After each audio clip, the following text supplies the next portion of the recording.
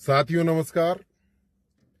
साथियों, अब तक राजस्थान सरकार से हमने अपने स्थायीकरण की मांगों को लेकर कई बार लड़ाइयां लड़ी है, कई आंदोलन हमने किए हैं। आज राजस्थान सरकार को साढ़े चार वर्ष पूर्ण होने को आए हैं।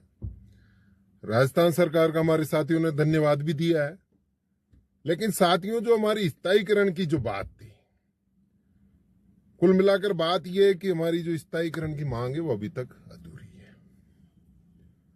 भले हमने कई प्रकार के आंदोलन किए हों, कई प्रकार के लड़ाइयां लड़ी हों, कई प्रकार के धन्यवाद दिए हों, लेकिन जिस उद्देश्य से, जिस मंजिल को लेकर हम चल रहे थे, उस मंजिल, उस उद्देश्य से आज हम तो अभी तक दूर हैं।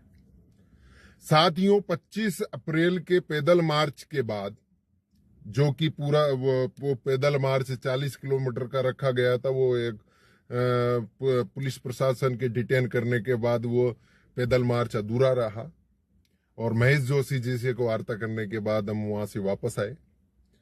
साथियों, उस आंदोलन के बाद 25 अप्रैल के बाद हमने 25 मई तक का समय राजस्थान सरकार को अपने ज्ञापन के माध्यम से और वार्ता के माध्यम से, मीडिया के माध्यम से, सब तरीके से सरकार को हमने दिया था।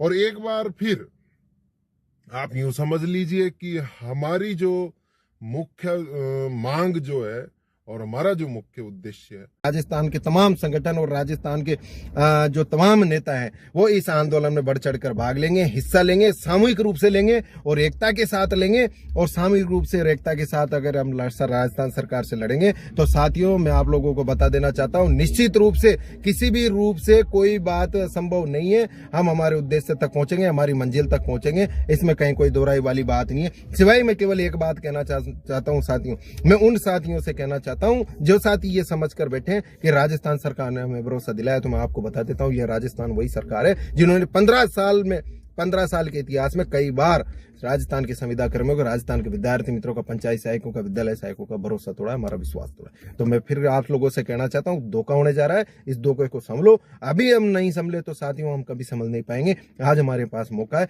इसलिए एक बार पुनः हाथ जोड़कर मैं पूरे राजस्थान के समस्त संविदा कर्मियों से, विद्यालय सहायक, पंचायत शिक्षक, सभी साथियों से मैं निवेदन करना चाहूंगा, निश्चित रूप से आगे जो आंदोलन होने जा रहा है उसमें आपकी उसमें भूमिका होगी। निश्चित रूप से इस आंदोलन को हम निर्णायक स्थिति तक पहुंचा के रहेंगे। आपका साथी, आपका दोस्त, आपका भाई नरेंद्र। अधूरा ख्वाब, अधूरी मांग, स्थायीकरण, इसको लेकर एक बार फिर हम जल्द ही प्रदेश स्तरीय आंदोलन की शुरुआत करने जा रहे हैं, नई रूपरेखा के साथ, नई रणनीति के साथ। उम्मीद करते हैं कि इस आंदोलन निश्चित रूप से अपना समय का और तन मन से आप इसका सहयोग करेंगे और निश्चित रूप से हमें उम्मीद है कि हम इसमें सफल भी होंगे। एक सोची समझी चाल थी, अधिकारियों की एक सोची समझी चाल थी। अधिकारियों ने हमें कई प्रकार से तोड़ा है, कई प्रकार से हमें अलग अलग किया है। उन बातों को आज समझ में हमारे समझ से वो चीज़ें परे हैं। साथियों, मैं फिर भी कहना चाहूँगा कि जो हमारा जो आंदोलन है, हमारा आंदोलन मुख्य रूप से स्थायीकरण के लिए होने जा रहा है, लेकिन निश्चित रूप से हम उसमें बात रखेंगे प्रशिक्षित साथियों की,